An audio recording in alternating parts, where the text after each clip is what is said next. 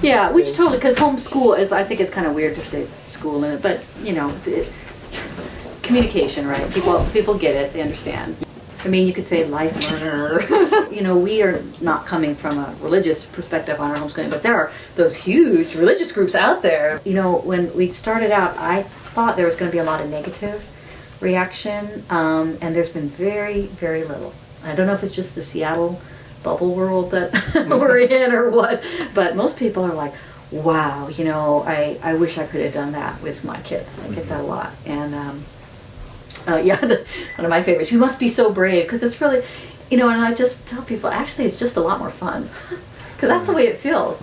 It did, I have to say, making the decision to do it felt like jumping off a cliff. Yeah, it really did. It was like, I don't know, but I kept myself alive by saying, it could be just for a year. Just for a year, we'll try it. Then we can run right back to school. It'll be okay.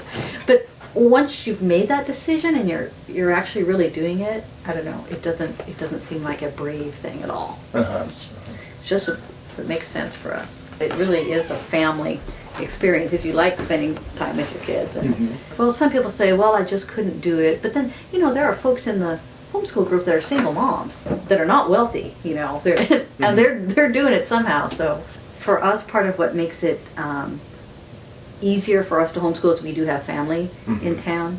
So, you know, I actually am employed 1 day a week as an office manager, but my mother comes and she's with the kids on Wednesday. And that's the other big thing I want to say about homeschooling that has been absolutely wonderful, is how much time the kids get with family.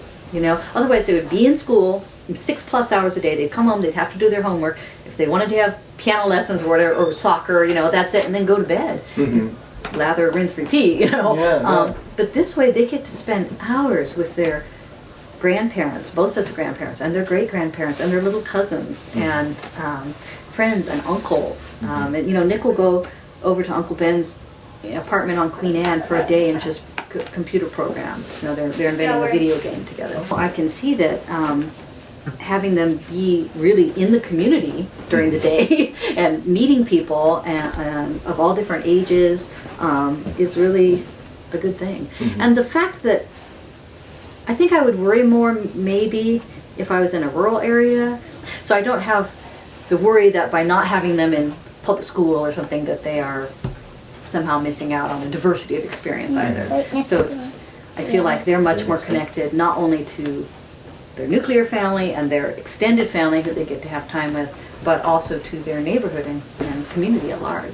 So yeah, so the whole socialization thing is, anybody who's been homeschooling more than a couple of years, they just crack up. I heard from somebody, they say, oh, you're right, socialization is a very big problem and we're trying to cut down on it. The image of these kids who are just a little bit weird, and they kind of jump up and down and hug themselves when they win the spelling bee. Yeah, sure, they're smart, but what use is that? And there's this whole world of children and families who are, we like to imagine ourselves normal or even semi-decent, just going through life and enjoying the learning process. And everybody wants, most people want their kids to be happy and healthy and find a way to go through life making a positive contribution to society. And so this feels like the time when we're helping that happen.